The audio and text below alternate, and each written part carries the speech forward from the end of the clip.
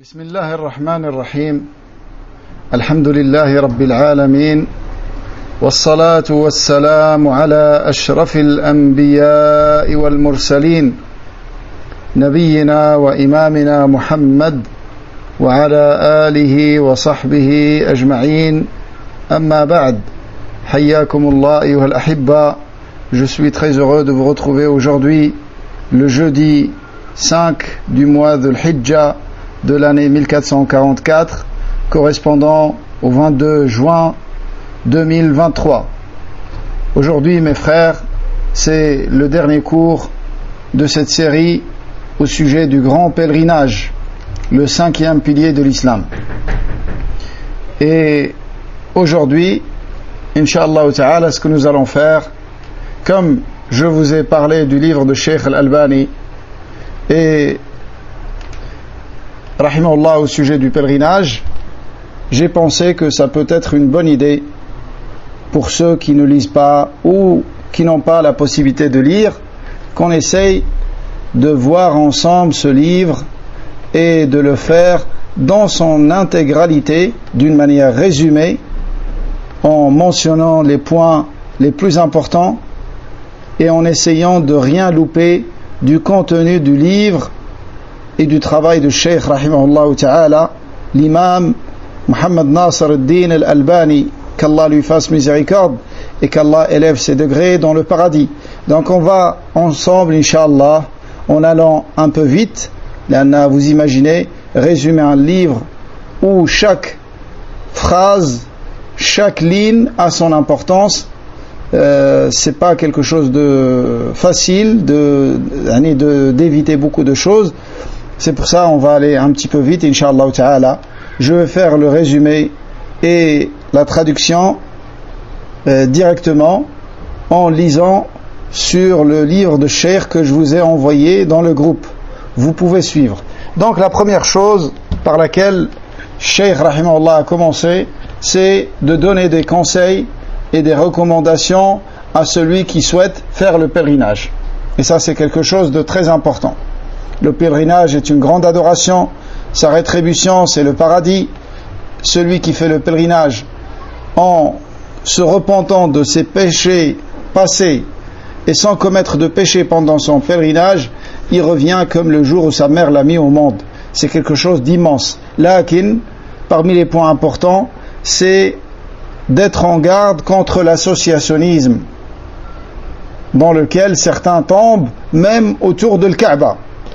Chercher bénédiction dans des objets où il n'y a aucune preuve que c'est un objet qu'on peut toucher avec l'intention de tirer baraka et bénédiction, ça c'est des formes de shirk. Également, il a cité le deuxième point, certains qui veulent s'embellir pour cette adoration du pèlerinage pour les hommes, et ils vont raser la barbe, car ils se sont habitués, quand même en français ils le disent, il s'est fait beau et il s'est rasé. Ça c'est faux. Ça c'est contre la nature humaine saine. Aïcha radiyallahu anha elle a dit Alhamdulillahi alladhi zayyana ar-rijala bil-liha. Elle a dit Alhamdulillah qui a embelli les hommes avec la barbe. Donc s'embellir, c'est de laisser sa barbe et c'est une obligation religieuse de toute façon. Troisième point, les hommes qui portent des bagues en or, et ça c'est haram, ou ce qu'ils appellent des bagues de fiançailles. Ça c'est une ressemblance aux chrétiens. Il faut éviter ces choses-là. Toute personne qui souhaite faire le pèlerinage et qui vient sans ramener avec elle la bête qu'elle offrira pour cette personne, c'est une obligation, et pour la plupart des savants c'est fortement recommandé de faire le pèlerinage selon la forme de tamattu', c'est-à-dire qu'il va faire une umrah, il va la terminer, se désacraliser et attendre le 8 de l'Hijjah pour commencer son pèlerinage. Et ça c'est la meilleure forme. C'est ce que le Nabi alayhi salam a ordonné à ses compagnons. Et il s'est mis en colère contre ceux qui n'ont pas obéi à cet ordre du prophète alayhi salam, mais ils avaient des excuses, chose qu'on avait détaillée dans d'autres cours. Taïb. Également parmi les points,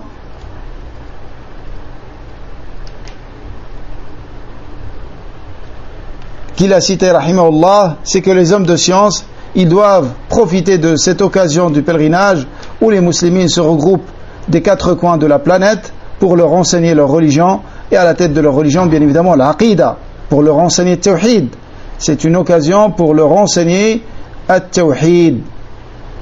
Et Cheikh rahimahullah, il a mis en garde contre le délaissement de ceux qui viennent directement à Arafat. Naam, passer la nuit à Mina, la nuit du 9, tu viens le 8 à Mina et tu passes la nuit, le lendemain tu vas à Arafat. Ça c'est une sunna, mais il ne faut pas la délaisser sous prétexte que c'est une sunna. Le Nabi alayhi salam a dit: prenez de moi vos rites. Et le Nabi alayhi salam, il a fait comme ça, il a passé cette nuit à Mina.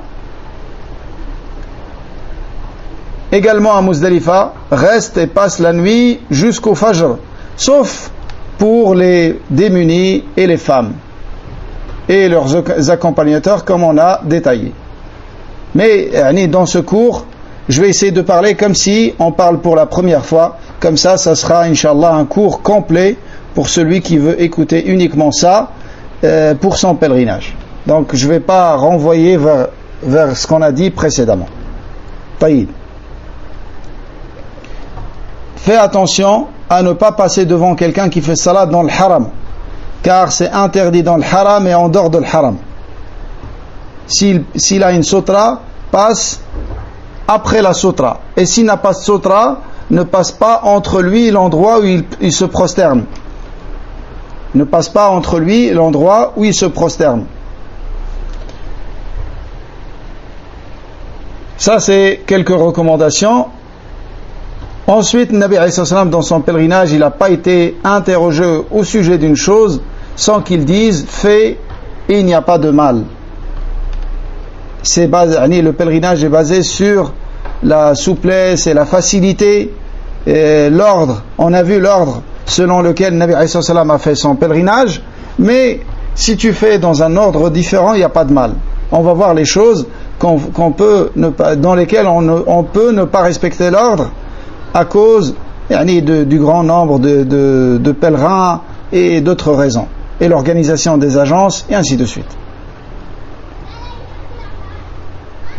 Il y a des pèlerins qui voient que c'est un mal de se doucher, et il n'y a aucun mal en cela, même s'il n'y a aucune raison. Quelqu'un, il veut se rafraîchir, il veut se laver, il peut se doucher, juste il n'utilise pas de savon ni de shampoing à parfumer. Il n'y a pas de mal à se frotter la tête. Également, même s'il y a des poils qui tombent ou des cheveux qui tombent, il n'y a pas de mal du moment que tu ne l'as pas fait exprès. Tu as voulu frotter ta tête et il y a quelque chose qui est tombé, il n'y a pas de mal en cela. S'il y a un ongle qui se casse, qui s'est cassé, il n'y a pas de mal, tu n'es pas blâmé pour cela. Il ne faut pas que tu coupes volontairement tes ongles.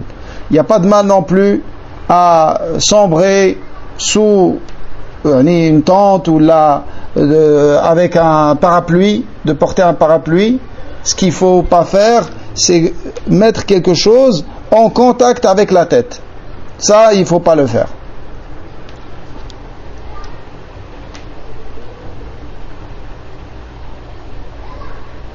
Il n'y a pas de mal à porter une bague, à porter une montre, des lunettes, à avoir ton portefeuille, ton porte-monnaie avec toi. Il n'y a pas de mal dans toutes ces choses-là. Donc, tu vas commencer, tu te prépares à entrer dans l'état de sacralisation et à mettre l'intention de l'adoration. Il t'est recommandé de faire le ghusl, un ghusl pour ce ihram spécifiquement. Comme bien même c'est une femme ayant ses menstrues ou ses élochis, elle fait le ghusl également. Et ensuite, l'homme portera tout vêtement qui n'est pas fait selon la forme du corps. Il peut porter tous les vêtements qui ne sont pas faits selon la forme du corps.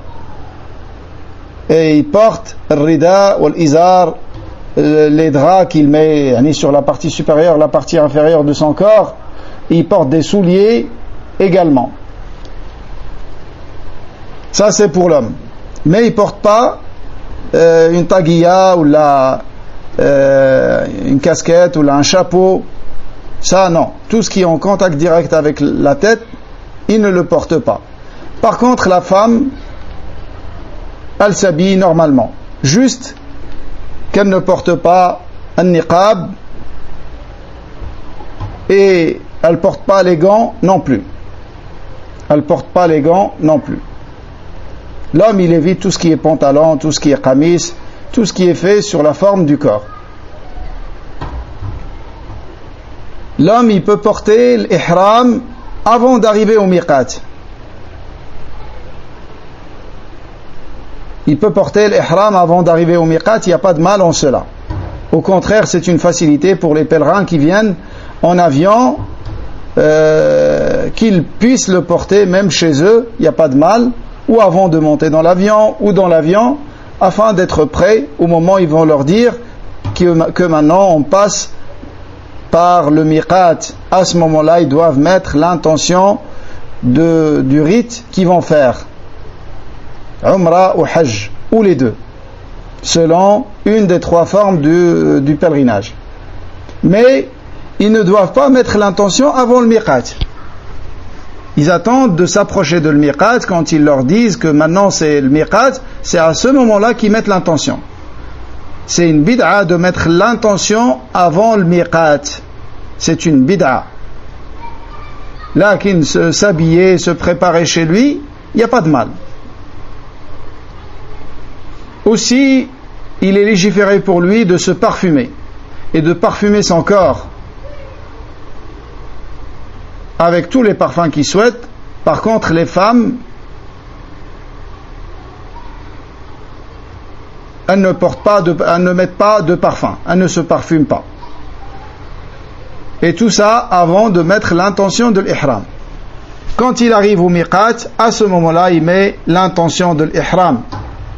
Et l'intention, elle est dans le cœur comme pour toutes les autres adorations.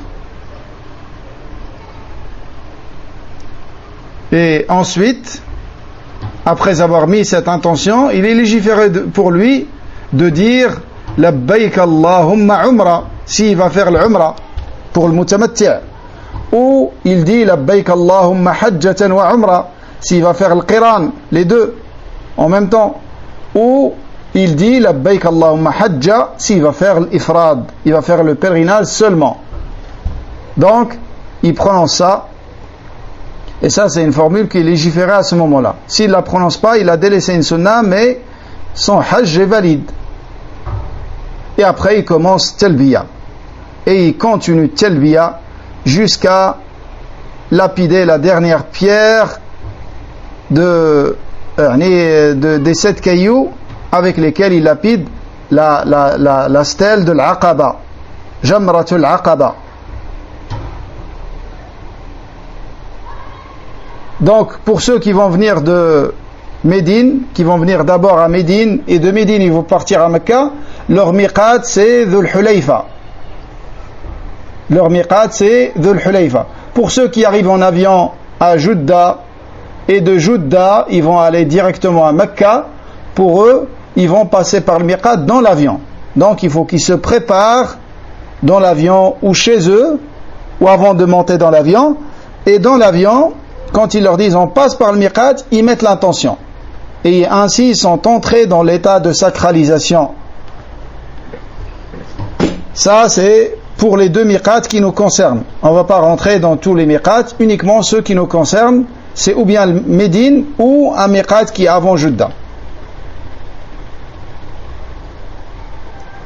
Il est légiféré pour la personne qui craint avoir un empêchement, quelque chose qui l'empêche de finir son pèlerinage ou sa umrah. Par exemple, une femme qui a un début de maladie, ou un homme qui est très épuisé, il craint qu'il ne puisse pas finir son pèlerinage, ou une femme elle craint d'avoir ses menstrues ou des choses comme ça, et ne pas pouvoir rester jusqu'à ce qu'elle devienne pure et finir son pèlerinage. Toutes ces personnes-là qui craignent avoir un empêchement, il est légiféré pour eux de dire Allahumma mahilli haythu habastani, Wallah, là où tu me stoppes, je vais arrêter mon rite, ou je vais arrêter mes rites. Naam. Wallah, là où tu m'arrêtes, je vais arrêter mes rites. Comme ça, s'il lui arrive un empêchement, il peut se désacraliser sans être redevable de quoi que ce soit. Car comme vous savez, le pèlerinage et l'umrah, ce sont des adorations. Quand tu les commences, tu ne peux plus les arrêter. Tu ne peux plus les arrêter. Comme bien même tu les fais d'une manière surrogatoire. Quelqu'un qui a déjà fait le hajj, il fait un hajj, il commence le hajj, il ne peut plus l'arrêter. Car Allah Azza wa Jalla dit wa atimmu al-hajj wal-umrata lillah. Tu le commences, tu dois le finir. Et donc quelqu'un qui craint avoir un empêchement, il est légiféré pour lui de prononcer cette formule après avoir mis l'intention du pèlerinage ou de l'umrah. Il n'y a pas de salat spécifique pour l'ihram. Une fois que tu as mis l'intention, il n'y a pas une salat qui est légiférée. Il n'y a pas une salat qui est légiférée. Lakin, si tu mets l'intention et juste après c'est l'heure d'une salat obligatoire ou c'est l'heure d'une salat surrogatoire que tu fais habituellement, tu l'as fait. Lakin, de dire que l'ihram a une salat, non, ça c'est faux. Il n'a pas de salat. Lakin, si tu le fais et après c'est l'heure d'une salat, fais cette salat. C'est ce qui est arrivé au prophète alayhi salatu wassalam. Par contre, celui qui vient de Médine, il passe par Dhul Hulayfa, le miqat de Dhul Hulayfa, il est légiféré pour lui de faire 2 rak'at. Pas par rapport au ihram, comme certains pensent. Non.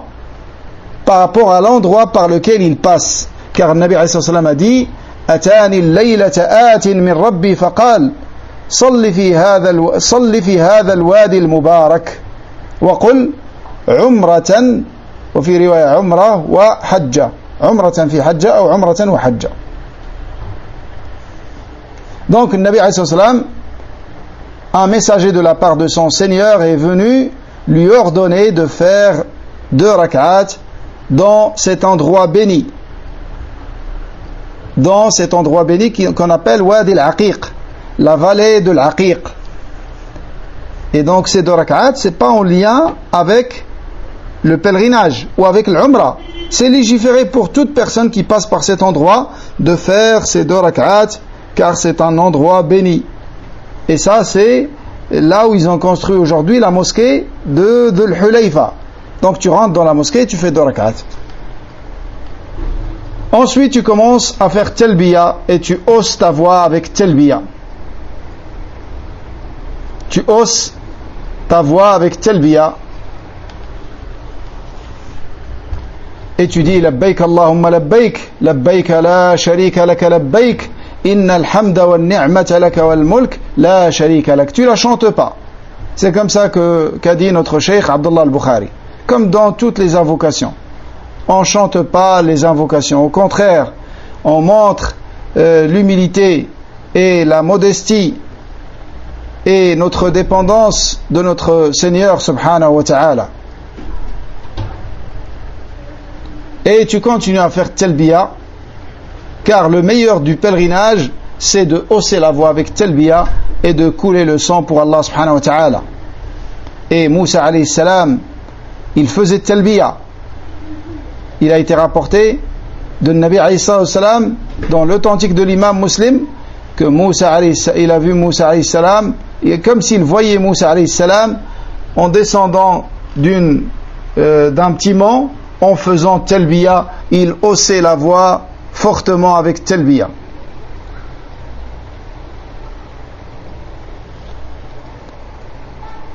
Donc ça c'est par rapport à Talbiya. Il peut dire avec Talbiya Tahlil La ilaha illallah wahdahu la sharika lahu lahul mulku wa lahul hamdu wa ala kulli shay'in qadir. Il peut dire La ilaha illallah, il peut dire autre chose. Là qu'il le mieux et ce qu'il doit faire le plus, c'est At-Talbiya. Et dès qu'il arrive devant le haram al-Makki, dès qu'il arrive là-bas, il arrête At-Talbiya afin de commencer à faire ce qu'il doit faire. طيب, il y a une sunna que en général les gens aujourd'hui ils peuvent plus la faire.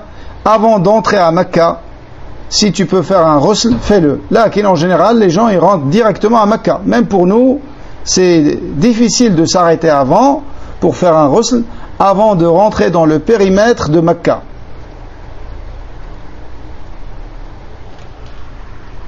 Et quand il rentre dans la mosquée de Mecca, le Masjid al-Haram, il fait comme il fait dans toute mosquée. Il entre par le pied droit. Il entre par le pied droit. Il dit Allahumma salli ala Muhammad, Allahumma salli ala Muhammadin wa sallim, Allahumma aftah li abwaab rahmatik. Ou il dit Allahumma salli wa sallim ala Muhammad, Allahumma aftah li abwaab rahmatik. Il dit A'udhu billahi al-azim wa biwajhi al-karim wa sultani al-qadim min ash-shaytani ar-rajim. Et quand il voit le Kaaba, il lève ses mains s'il veut, car ça a été rapporté d'Ibn Abbas radiyallahu anhuma. Et il n'a pas été rapporté du prophète alayhi salam une invocation spécifique quand il voyait le Kaaba dès son arrivée. Lakin ça a été rapporté de Umar radiyallahu anhu qu'il disait Allahumma anta as-salam wa minka as-salam fahayyina rabbana bis-salam. Donc il peut dire cette invocation. C'est rapporté d'un calife bien guidé d'une manière authentique. Il entre, il dit ce qu'il dit habituellement dans les mosquées. Bismillah wa salatu wa salam ala rasulillah, Allahumma aftah li abwaab rahmatik. Et A'udhu billahi al-azim wa wajhi al-karim wa sultani al-qadim min ash-shaytani ar-rajim. Et quand il voit le Kaaba, il lève ses mains, il dit Allahumma anta as-salam wa minka as-salam fahayyina rabbana bis-salam. Ensuite, il va commencer tawaf al-qudum. Et ça, c'est pour ceux qui vont faire tamattu'. Ils vont commencer par tawaf al-umra. Lakin ceux qui font pas de tamattu', ils vont commencer par tawaf al-qudum, et c'est une sunna pour eux. Et pour ceux qui font l'umra, c'est un pilier de l'umra. C'est un pilier de l'umra. Donc il va commencer à tawaf. Il va vers le coin dans lequel il y a la pierre noire. Il se dirige vers le qibla, qui est bien évidemment le Kaaba en face de lui. C'est ça le qibla. Enfin, tu es en face de le qibla. Partout où tu t'orientes vers le qibla. Allahu Akbar. C'est un sentiment très fort. Yani, tu es à un endroit où le qibla, c'est pas comme chez toi. Toujours la même direction. Là, le qibla, elle change à chaque instant. Tu t'avances, le qibla, elle change. Car la qibla, maintenant, elle est en face de toi. C'est le Kaaba al-Musharrafa. Zadaha Allahu tashrifana. Et tu te diriges vers le qibla et tu dis Bismillah, Allahu Akbar. Et ça, tu le dis Bismillah dans la première fois. Et tu dis Allahu Akbar. Et ensuite, tu prends la pierre noire, tu la touches avec la main, tu l'embrasses avec la bouche et tu fais une prosternation sur cette pierre noire. Tout ça, tu ne vas pas pouvoir le faire. Rassure-toi. Sauf si tu veux prendre des grands péchés. Donc toi, ce que tu vas faire un signe avec la main. Si tu peux la toucher avec un objet, t'embrasses ta main après l'avoir touché avec cet objet. Si tu peux la toucher avec ta main, seulement sans pouvoir l'embrasser, tu la touches uniquement avec la main et t'embrasses la main. Mais ça, tu vas pas pouvoir le faire non plus. Et si tu peux pas, à ce moment-là, tu vas faire un signe avec la main seulement et tu ne vas pas embrasser ta main. Tu n'embrasses que ce qui a touché le Hajar al-Aswad. Ou tu l'embrasses directement. Amma si tu fais un signe, il n'est pas légiféré pour toi d'embrasser ta main quand tu fais un signe. Et ça, tu vas le faire à chaque tour autour de le Kaaba. Tu vas dire Allahu Akbar et tu vas faire un signe vers le Kaaba. Et Bismillah, tu l'as dit dans la première fois seulement. Et tu ne bouscules personne, tu vas doucement, tu t'éloignes des femmes, et la femme, elle s'éloigne des hommes. Et la femme, si elle peut choisir un moment où les gens font la salat et elle fait tawaf afin de ne pas se bousculer avec les hommes, c'est meilleur pour elle, comme faisaient les mères des croyants radiyallahu anhun. Mais à l'époque, quand les gens ils faisaient salat, il y avait beaucoup d'espace. Maintenant, tu ne vas pas trouver de l'espace, même pendant que les gens font salat. Taïb. À toucher le Hajar al-Aswad, il y a un grand mérite. Le Hajar al-Aswad, c'est une pierre qui descend du paradis. Et quand elle est descendue, elle était plus blanche que la neige. Et ce qui la noircit, c'est les péchés des gens et des associateurs.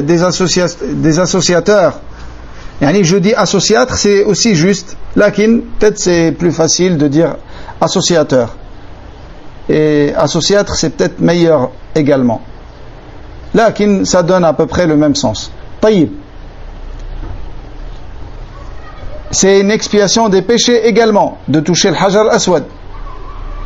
Lakin, sans faire de mal.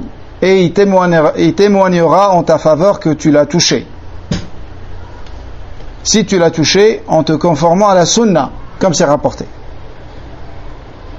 Et ensuite, tu continues à faire ton tawaf. Quand tu fais ton tawaf, tu commences par le côté où il y a le Hajar al-Aswad, la pierre noire. Le Kaaba, elle est à ta gauche. Et tu tournes autour de le Kaaba.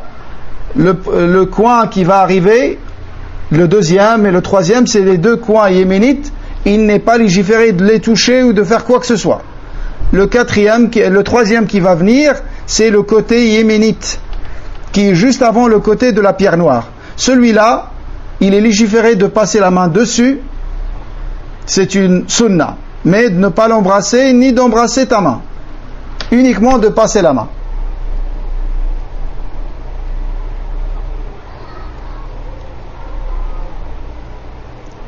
Et si tu ne peux pas toucher le côté yéménite, il n'est pas légiféré de faire un signe. Le signe, c'est uniquement pour la pierre noire. Et entre le côté yéménite et la pierre noire, tu dis Rabbana atina fid dunya hasana wa fil akhirati hasana wa qina adhab an-nar. Voilà pour le tawaf. Tu vas faire 7 tours de cette manière pendant lesquels tu vas invoquer Allah beaucoup, tu vas lire le Coran, tu vas faire dua, tu vas faire les évocations, tu vas faire toutes ces choses-là. Et entre le côté yéménite et le côté de la pierre noire, tu dis Rabbana atina fid dunya hasana wa fil akhirati hasana. Et quand tu auras terminé les 7 tours, tu vas aller derrière le maqam Ibrahim alayhi salam. Et le haram est entièrement un maqam. Et même en dehors du haram, toute Mecca est un maqam. Si tu ne peux pas prier le haram, tu peux prier en rentrant chez toi. Lakin, tu trouveras un endroit pour faire salat dans le masjid al-haram. Tu trouveras un endroit. Donc, dès que tu as terminé, tu vas couvrir ton épaule droite. Parce que dans les 3 premiers tours, tu vas presser un peu les pas, tu vas marcher avec une petite vitesse, lakin ça, tu ne vas pas pouvoir le faire. Si tu peux, fais-le. Et tu vas découvrir l'épaule droite. Pendant les 3 premiers tours, tu fais ce qu'on appelle ramal. Tu presses les pas. Et pendant les 7 tours, tu vas faire ce qu'on appelle ittiba'. Tu vas découvrir l'épaule droite. Dès que tu as terminé les 7 tours, tu couvres l'épaule droite avant de faire salat. Car il est demandé de couvrir les épaules pour la salat. Tu vas couvrir l'épaule droite et tu vas faire 2 rak'at. Dans la première rak'at, tu récites Qul ya ayyuhal kafirun avec le Fatiha, et la deuxième, tu récites Qul huwallahu ahad avec le Fatiha. Et ensuite, après avoir fait ces 2 rak'at, tu vas boire Zamzam et t'en mets sur la tête comme Nabi alayhi salam a fait. Zamzam est une eau bénie, elle est une nourriture et un remède contre les maladies, c'est la meilleure eau sur terre. Et quand tu as bu Zamzam, tu reviens pour faire la même chose devant le Hajar al-Aswad, la pierre noire. Si tu peux l'embrasser, si tu peux la toucher, embrasser ta main, sinon tu fais un signe, et c'est ce que tu vas pouvoir faire, c'est faire un signe seulement et dire Allahu Akbar. Comme ça, tu as fini tawaf et tu as fini tout ce qui est en lien avec tawaf. Tu vas te diriger vers Sa'i, entre Safa et le Marwa. Tu vas te diriger vers Sa'i, entre Safa et le Marwa. Tu commences par Safa. Dès que tu t'approches de Safa, tu dis Inna Safa wal Marwa min sha'airillah. Et si tu mémorises la suite, tu dis فَمَنْ حَجَّ الْبَيْتَ أَوْ اعْتَمَرَ فَلَا جُنَاحَ عَلَيْهِ أَنْ يَطَّوَّفَ بِهِمَا وَمَنْ تَطَوَّعَ خَيْرًا فَإِنَّ اللَّهَ شَاكِرٌ عَلِيمٌ. Ensuite, tu dis نَبْدَأُ بِمَا بَدَأَ اللَّهُ بِهِ. On commence par quoi Allah a commencé. Allah, dans ce verset, il a commencé par Safa. Et toi aussi, tu vas commencer par Safa.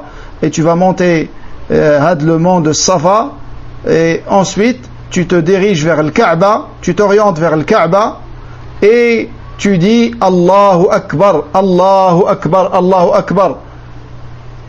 Et ensuite tu dis La ilaha illallah wahdahu la sharika lah, lahul mulk wa lahul hamd, yuhyi wa yumit wa huwa ala kulli shay'in qadir.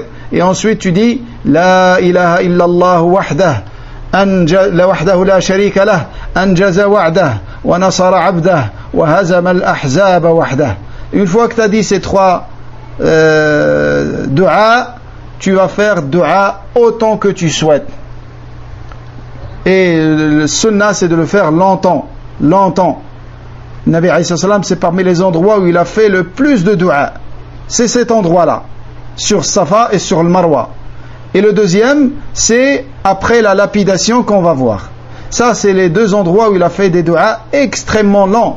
C'est rapporté que ça a duré le temps de la récitation de Surat al-Baqarah. À peu près, presque 1 heure d'invocation sur chaque mot. 1 heure ou entre une demi-heure et quelque chose comme ça. En tout cas, c'était une du'a de l'équivalent du temps dans lequel on récite Surat al-Baqarah. Taïb. Après avoir fini cette première fois, tu vas répéter la même chose 3 fois. Et la dernière fois, tu ne fais pas de du'a. C'est-à-dire, une deuxième fois, tu vas dire Allahu Akbar, la ilaha illallah wahdahu la sharika lah, lahul mulk wa lahul hamd wa huwa ala yuhyi wa yumiitu wa huwa ala kulli shay'in qadir, la ilaha illallah wahdahu la sharika lahu anjaza wa'dahu wa nasara 'abdahu wa hazama al-ahzaba wahdahu. Et ensuite, tu fais de du'a. Et tu la répètes une 3e fois, mais tu ne fais pas de du'a à la 3e fois. Et c'est comme ça que tu vas faire sur Safa à chaque fois et sur le Marwa à chaque fois. Et ensuite, tu descends de Safa vers le Marwa. Et à mi-chemin, tu vas voir, il y a un endroit où ils ont mis un feu vert. Quand tu arrives à ce feu vert, c'est là où tu dois marcher, tu dois courir. C'est une sunna, c'est pas une obligation. Et la femme, elle fait pas ça. Ça, c'est une sunna pour les hommes. Nabi alayhi salam, il a couru tellement vite qu'il a failli perdre son enfant. Tu cours vite sans faire du mal à personne. Entre les deux feux verts que tu vas voir. Et ensuite, tu continues à marcher, à faire dua, comme pour tawaf. Tu récites le Coran, tu fais des évocations, des invocations, tout ça est légiféré. Et quand tu arrives sur le Marwa, tu vas t'arrêter, tu te diriges vers le Kaaba et tu fais la même chose que sur le Marwa. Tu dis Allahu Akbar, Allahu Akbar, Allahu Akbar, la ilaha illallah wahdahu la sharika lah, ainsi de suite. Tu répètes ça 3 fois. Donc, un aller entre Safa et le Marwa, ça compte pour 1. Le retour, ça compte pour 2. Et tu vas faire 7 fois. Donc tu commences par Safa. Forcément, comme c'est un chiffre impair, tu vas terminer sur le Marwa. Quand tu termines sur le Marwa, est-ce que tu fais la même chose, Dua, Allahu Akbar, Allahu Akbar, Allahu Akbar, ou tu le fais pas? Il y a une divergence. Personnellement, je ne le fais pas.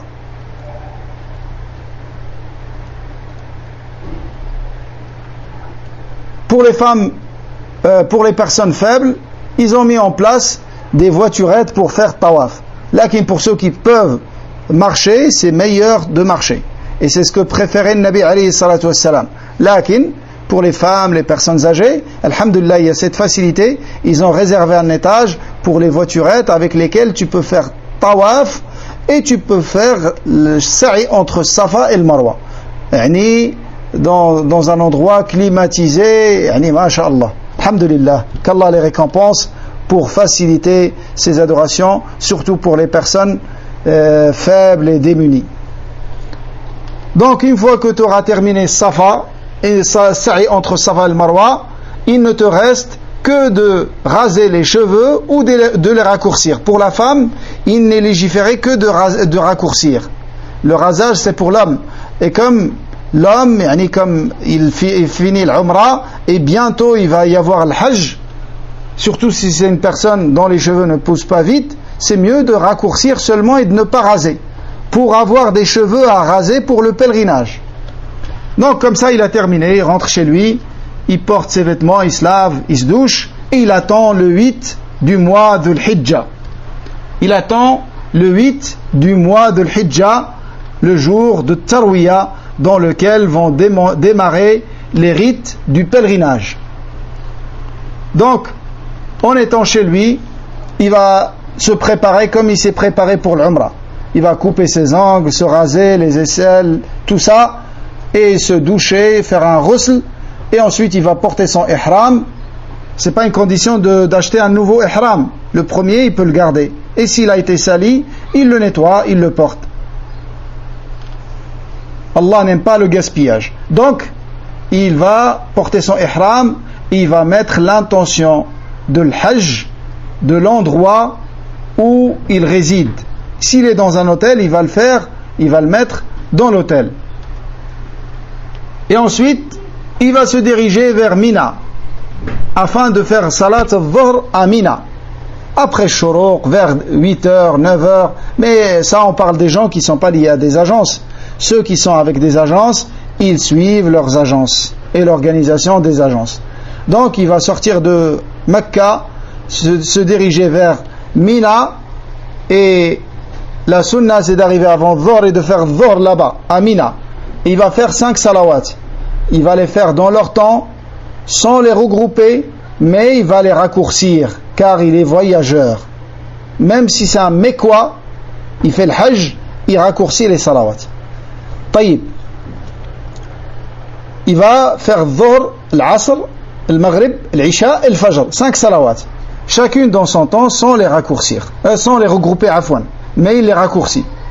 Après le Fajr, après le lever du soleil du jour 9, qui est le jour de Arafat, le jour 9 du mois de l'Hijjah, il va se diriger vers Arafat, tout en faisant Talbiya et Takbir. Il va faire Talbiya, il va faire Takbir, Allahu Akbar, la ilaha illallah, Allahu Akbar, wa lillahi alhamd. Et s'il arrive avant Dhuhr, il va s'arrêter avant Arafat. Le Nabi alayhi salam, il s'est arrêté à un endroit qui s'appelle Namira, proche de Arafat. Jusqu'à avant l'heure de Dhuhr, il est entré, après Zawal, il est entré à Urana. Il s'est arrêté à Urana, et Urana aussi allait avant Arafat. Et c'est à Urana, c'est là où la mosquée est construite aujourd'hui. C'est là où l'imam, ou le Nabi alayhi salam à l'époque, qui a fait al-khutbah. Il a fait une khutbah, yani adaptée à la situation des pèlerins, à ce qui les attend, à leur enseigner le tawhid, à leur enseigner les fondements de l'islam, et c'est ce qu'ils font, alhamdulillah. Taïb. L'imam, il va faire une khutbah. Après, ils vont faire l'adhan et l'iqama. Ils vont faire salat al-dhuhr, et ensuite ils vont faire l'iqama, et ils vont faire salat al-asr. Ils vont regrouper ces deux salawats et les raccourcir. Ils vont les faire à l'heure de dhuhr. Un seul adhan, deux iqama. S'il est avec l'imam, il le suit. S'ils sont dans une tente, il désigne un parmi eux qui va leur faire ces choses-là, qui va leur faire salat.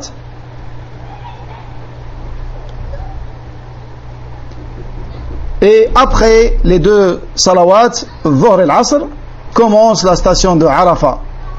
S'il peut être en bas de la montagne de Rahma, comme le Nabi alayhi salam a fait, c'est bien. Sinon, partout où il est à Arafat, il est dans la station de Arafat. Regardez la facilité. Et ne cherchez pas à vous compliquer les choses alors que Allah subhanahu wa ta'ala vous a facilité. Surtout si vous êtes avec une agence. Car il y a des jeunes qui ont le Hamas, ils veulent être dans la montagne, ils s'épuisent, il n'est pas ni cité dans ta tente, tu es à l'ombre, tu as une clim, tu as à boire, tout ça t'aide à adorer Allah subhanahu wa ta'ala. Contrairement à quelqu'un qui s'épuise avec le soleil, il se fatigue à parcourir des distances, et quand il s'agit de dua, il est faible. Ça démontre qu'il n'y a pas de bonne compréhension. Donc, et dans cette station de Arafat, il fait tahlil, car c'est la meilleure invocation de Arafat. أفضل ما قلت أنا والنبيون من بعدي أو عشية عرفة لا إله إلا الله وحده لا شريك له له الملك وله الحمد وهو على كل شيء قدير. Ça c'est la meilleure chose que tu puisses dire. Et c'est la meilleure chose que tous les prophètes sans exception ont dit dans cet après-midi de Arafat. Et la sunna pour celui qui est dans Arafat, pour le pèlerin, de ne pas jeûner. De ne pas jeûner, car le Nabi alayhi salam n'a pas jeûné. Contrairement à ceux qui ne sont pas dans le Hajj, la sunna pour eux, c'est de jeûner.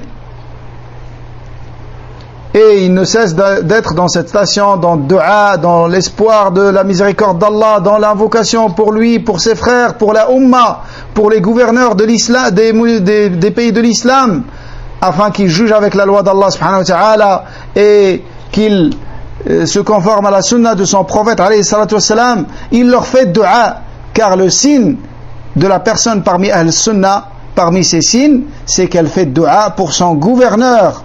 Car avec sa réforme, tout le pays se réforme. Et non pas faire dua contre lui. Ça, c'est le signe de l'Khawarij. Au pire, c'est un musulman qui est tombé dans un égarement. Quand tu vois un musulman qui est tombé dans un égarement, tu dis qu'Allah te coupe la tête? Non. Tu dis qu'Allah te guide, qu'Allah te facilite, qu'Allah t'aide. C'est comme ça le croyant. Son cœur est rempli avec le bien pour les gens. L'amour du bien pour les gens. Et non pas la haine. La haine de ceux qui la méritent, c'est une adoration. Naam. Amma pour le musulman, il aime leur bien, il aime leur guider, et il n'y a pas de contradiction entre ça et détester la personne proportionnellement à ses péchés. Et détester les innovateurs proportionnellement à la gravité de leurs innovations. Comme bien même c'est des musulmans. Il n'y a pas de contradiction entre les deux.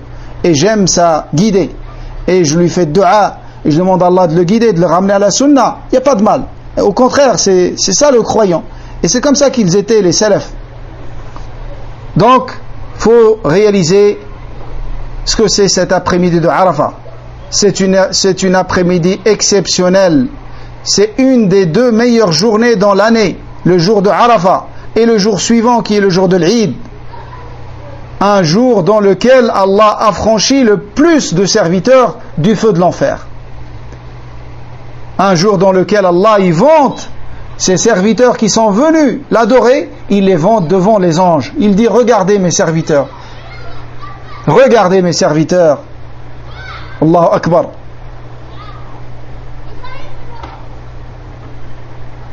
Nous demandons à Allah subhanahu wa ta'ala de ne pas nous priver d'accomplir cette adoration, l'adoration de l'Hajj. Wallahi, s'il n'y avait que la station de Arafat dans le Hajj, ça aurait suffi. C'est pour ça que le Nabi alayhi salam a dit: Al-Hajj Arafah. Al-Hajj Arafah, comme si le Hajj était limité à Arafat. C'est le pilier le plus important dans Arafat. Un jour dans lequel Allah descend dans le ciel du bas monde, comme il convient à sa grandeur et sa majesté. On n'a jamais vu Shaitan aussi dédaigné, aussi humilié, aussi méprisé, aussi rabaissé que dans ce jour-là. Tellement il voit la miséricorde d'Allah qui descend sur les serviteurs, il voit son pardon, il voit son affranchissement. Allahu Akbar. Alors ne perds pas un instant de cet après-midi dans les discussions futiles. Sois un homme déterminé, soit ma sœur en Allah, soit une sœur, une femme, comme étaient les sahabiyat, déterminés. Yani, je suis venu pour adorer Allah, c'est une après-midi, ça se termine rapidement. Wallahi, t'as l'impression c'est même pas 1 heure. Wallah al-musta'an.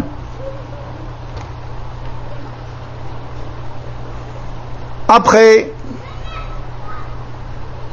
la station de Arafat, après le coucher du soleil, se termine la station de Arafat. Le Hajj, il se dirige vers Muzdalifa dans la sérénité.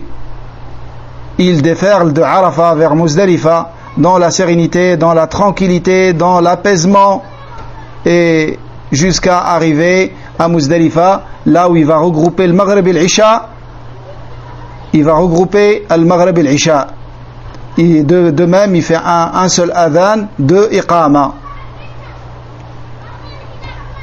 Et ensuite, il va dormir. Il va dormir. Est-ce qu'il fait le witr? Wallah alam, il fait le witr. Car le Nabi alayhi salam n'a jamais délaissé le witr. Même si ça n'a pas été cité, c'est que le Nabi alayhi salam, il le faisait tout le temps. Et ensuite, juste après, il dort. Si tu as faim, mange un petit peu. Et le mieux, c'est que tu manges sur la route. Si tu viens en bus, Sur la route, tu manges un petit peu, tu bois, comme ça t'arrive, tu vas faire tes besoins, tu fais les salawats, tu t'endors directement après, afin de te lever en pleine forme pour cette grande journée, la journée de l'Eid. Donc tu vas passer la nuit à Muzdalifa, sauf les démunis, les hommes faibles, les hommes âgés, les femmes, toutes les femmes sont des démunis, les accompagnateurs de ces démunis, tous, après la moitié de la nuit, ils peuvent quitter Muzdalifa. Lakin, ils n'ont pas le droit de lapider la stèle jusqu'au lever du, jusqu'à après le Fajr. Et pas avant. Ils ont le droit de ne pas rester, ils vont aller se reposer dans un endroit meilleur pour eux, lakin, ils attendent pour lapider la stèle. Taïb.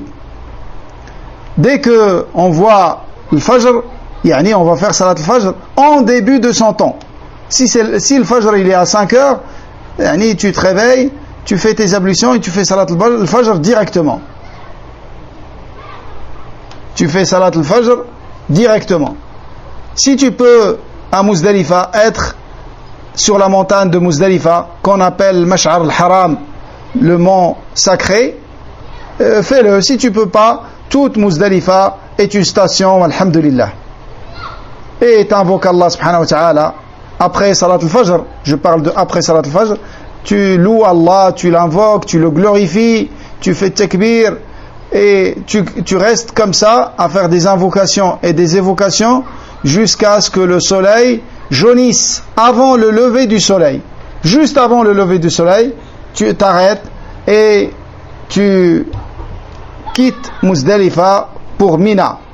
Tu te diriges vers Mina. Également dans la sérénité, dans la tranquillité. Et il y a un endroit, là, tu vas pas savoir lequel, qui s'appelle Batn Muhassir. Cet endroit, personnellement, je ne le connais pas. C'est l'endroit où l'éléphant de Abraha al-Habashi s'est arrêté, qu'il avait ramené pour démolir le Kaaba. C'est à cet endroit-là qu'il s'est arrêté. Si tu connais cet endroit-là, tu t'arrêtes. Je veux dire, tu marches rapidement. Tu marches rapidement. Et cet endroit, il est à Mina. Et ensuite, tu te diriges vers la grande stèle, la première, qui est à côté de Mina. Car toi, tu vas de Arafat vers Muzdalifa, vers Mina, vers Mecca. C'est une ligne droite. Donc là, tu es venu de Arafat vers Muzdalifa. Maintenant, de Muzdalifa vers Mina. Tu te rapproches de Mecca encore. Plus, Mina, c'est la frontière de Mecca. Et la première stèle que tu vas trouver devant toi, c'est la grande stèle, c'est celle-là qui sera lapidée le jour de l'Eid. Le jour de l'Eid, tu vas lapider cette stèle avec 7 cailloux, plus grands qu'un pois chiche, plus petit qu'une fève, et c'est ça la sunna, tu vas lapider avec cette stèle. Tu vas être en face de la stèle, et Mecca, elle est à ta gauche, et Mina, elle est à ta droite. Mecca, elle est à ta gauche, et Mina, elle est à ta droite. C'est-à-dire, tu vas venir du côté qui est en face de Masjid al-Khaif de la stèle. La stèle, elle a 2 côtés. Tu vas venir de ce côté-là, et c'est facile à voir. Mecca, elle est à ta gauche. Si tu descends, c'est Mecca. Si tu remontes, c'est Mina. Donc, Mecca, elle est à ta gauche, et Mina, elle est à ta droite. Tu lapides dans cette station-là, de cette manière-là, comme ça le Nabi alayhi salam a fait. Tu lapides avec 7 cailloux, avec chaque caillou, en jetant le caillou, tu dis Allahu Akbar, Allahu Akbar, Allahu Akbar, 7 cailloux. Et dès que tu as jeté le 7e caillou, At-Talbiya s'arrête pendant ton pèlerinage. Et tu ne lapides cette stèle qu'après le lever du soleil. Comme j'ai dit, même pour les gens qui ont quitté Muzdalifa après la moitié de la nuit, ils attendent le lever du soleil pour lapider la grande stèle, le jour de l'Eid.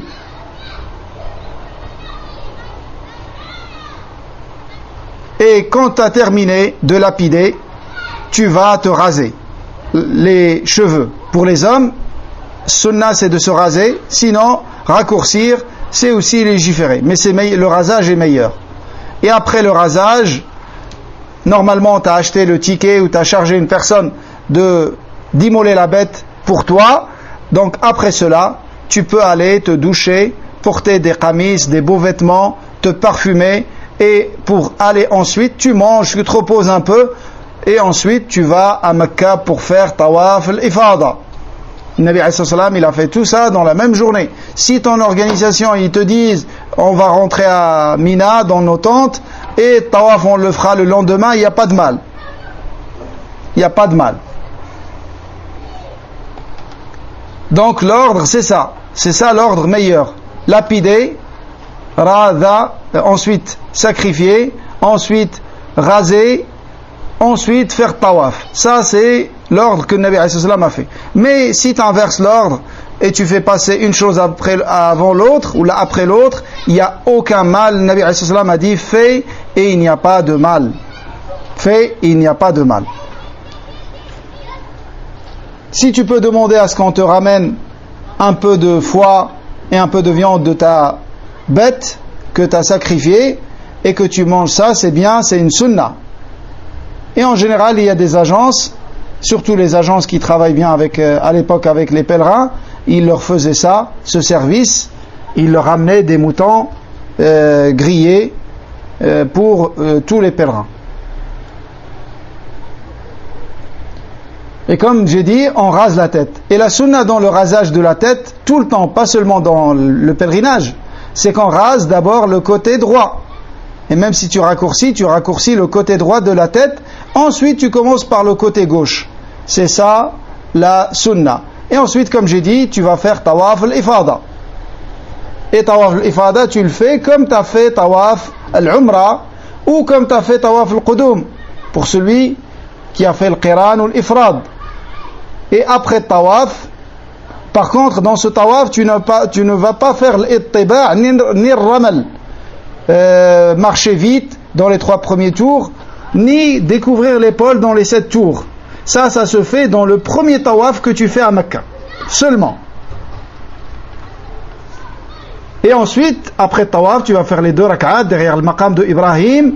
Également, boire zamzam, en mettre sur la tête, revenir faire un signe à al-hajar al-aswad, et comme ça tu auras fini tous les piliers de ton pèlerinage et tu te désacralises, la grande désacralisation, c'est-à-dire il devient autorisé pour toi d'avoir des rapports avec ton épouse. Amma, après la petite désacralisation qui a eu lieu après la lapidation et le rasage, après celle-là, c'est la petite désacralisation, tu peux te parfumer, tout devient autorisé à l'exception des rapports et des préliminaires. Quand on dit les rapports, les préliminaires rentrent. Donc comme ça, tu auras fini. Il va te rester que les 3 jours que tu vas passer à Mina, ou les 2 jours pour celui qui part le 12. Pour celui qui reste jusqu'au 13, il a 3 jours à Mina, dans lesquels il va rester à Mina, à invoquer Allah, à lire le Coran, à faire les salawats dans leur temps raccourci et ne pas les regrouper, et assister s'il y a des cours de savants de confiance. C'est pas toute personne qui donne des cours t'écoute. Là, c'est pas toute personne qui fait partie des du comité des grands savants est un grand savant, et c'est pas pour toute personne qui enseigne dans la mosquée du prophète c'est un savant salafi. Non, tu dois te renseigner, demander aux savants qui sont les hommes de science auxquels on peut écouter. Donc tu vas passer ces 3 journées qu'on appelle Ayyam Tashriq, qui sont des jours de fête également, et des jours d'adoration et d'évocation d'Allah subhanahu wa ta'ala. Et chaque jour, tu as une seule adoration spécifique au pèlerinage que tu vas accomplir, qui est une obligation. C'est après Zawal, après avoir fait Salat al-Dhuhr, ou là avant, l'essentiel c'est après Zawal, après que le soleil s'écarte du zénith. Tu vas vers les stèles et tu vas lapider les 3 stèles. Tu vas lapider les 3 stèles. Donc chaque jour tu auras besoin de 21 cailloux. 7 multiplié par 3. 7 multiplié par 3. T'emmènes avec toi 21 et t'emmènes quelques-uns en plus. Si jamais un caillou tombe avant que tu puisses lapider avec, ou là il tombe en dehors du cercle réservé, comme ça tu auras de quoi compléter. Là, si un caillou tombe, tu peux le récupérer, il n'y a pas de mal. Il y en a qui voient que c'est pas autorisé, là qu'il n'y a pas de mal. Taïb, tu vas lapider la première stèle, et là, il y a des détails très importants pour suivre le Nabi alayhi salam avec munici. Quand tu vas lapider la première stèle, tu vas te mettre comme tu t'es mis pour le jour de l'Eid. Mecca à ta gauche, Mina à ta droite. La mosquée de Khaïf derrière ton dos. Tu vas lapider la première stèle de ce côté-là. Et ensuite, tu vas vers le côté droit de la stèle, à droite de la stèle. Tu t'avances un petit peu à droite de la stèle et tu vas te diriger vers le Qibla et tu vas faire une longue invocation, l'équivalent de Surat al-Baqarah. Lakin invoque Allah comme tu peux. 5 minutes, au moins fais 5 minutes. Fais 5 minutes. C'est parmi les stations, les moments dans lesquels le Nabi alayhi salam a invoqué Allah le plus dans le pèlerinage. Il est resté debout, il a levé ses mains vers le ciel et en direction de Qibla, il a invoqué Allah. Il a invoqué. Demande-lui de te pardonner, demande-lui d'effacer tes péchés, demande-lui de te guérir de la sorcellerie, de l'aïn, de l'mas, d'éloigner de toi shayatin, de faciliter pour toi le hijra, de te donner la science et de te faciliter la mise en pratique de la science, et ainsi de suite, d'augmenter ta foi, de t'accorder al-firdaus al-a'la, de te maintenir sur la voie de tawhid et la voie du prophète sallallahu alayhi wa sallam jusqu'à la mort, et de le rencontrer sur ce qu'il aime et ce qu'il agrée. Une fois que tu as fini, tu vas vers la deuxième stèle. Du même côté, tu lapides les 7 cailloux et ensuite tu vas à gauche de la stèle cette fois. La première, tu es allé à droite. Maintenant, tu vas avancer à gauche et tu vas voir des gens qui ont une bonne apparence. En général, tu les vois dans ce côté-là, qui appliquent la sunna. Ça va t'aider. Il y en a les gens, comme on a vu précédemment, dans le pèlerinage, ils s'attachent à suivre sunna. Il a payé 10 000 € pas pour se voir refuser son hajj. Il fait très attention, avec munici. C'est pour ça, c'est rare de trouver des gens qui ne respectent pas la sunna dans le pèlerinage. Yani, à la lettre, toutes les choses qu'on décrit maintenant, c'est des sunan. Si tu ne les fais pas, ton pèlerinage est valide. Lakin, les gens, comme ils ont payé, ils veulent faire les choses à la perfection et ne rien rater. Donc tu vas à gauche, tu lèves tes mains, t'invoques Allah en direction de l'Qibla, t'invoques Allah subhanahu wa ta'ala aussi longtemps que possible. Et ensuite tu vas vers la troisième stèle et tu la lapides du même côté, Mecca à ta gauche, Mina à ta droite, et quand tu l'as lapidé, tu t'arrêtes pas pour faire des invocations. Le Nabi alayhi salam ne s'est pas arrêté. Il s'est arrêté après la première et la deuxième et non pas après la troisième. Et tu feras de même pour le 12e jour et le 13e jour si tu restes encore pour le 13e jour.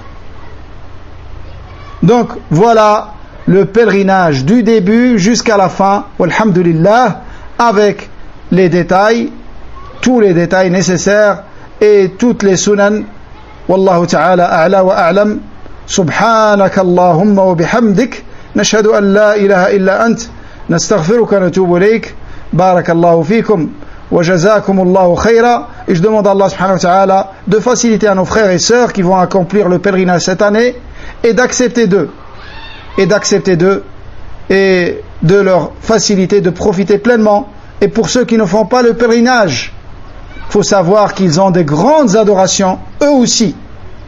Ils ont des grandes adorations, comme le jeûne dans ces jours-là, comme la multiplication de dhikr et de dua et de la lecture de l'Coran et de l'apprentissage de la religion, les bonnes actions. Chaque bonne action que tu fais dans ces jours-là est meilleure que le djihad. Allahu Akbar. meilleur que le djihad, à l'exception d'une seule catégorie de le djihad, et c'est une catégorie rare. C'est celui qui sort avec tous ses biens et avec sa personne, il ne revient avec rien de tout cela. Wallah al-musta'an. Ne demande à Allah subhanahu wa ta'ala de nous faciliter. Demande à Allah de te faciliter. Tu connais que c'est un bien. Tu connais que tu as une chance d'être en vie pendant ces jours-là. Mais des fois, on perd notre temps. On n'arrive pas à faire. Pourquoi? Car on ne demande pas à Allah subhanahu wa ta'ala assez de nous aider. Dis la hawla wa la quwwata illa billah en comprenant ce que ça veut dire. Répète-la souvent. Et il t'aura facilité ce qui est difficile. Et dis Allahumma la sahla illa ma ja'altahu sahla wa anta taj'alul hazna idha shi'ta sahla. Et demande à Allah l'aide et la facilité et tu seras facilité. Wallahu a'lam. Wassalamu alaykum wa rahmatullahi wa barakatuh.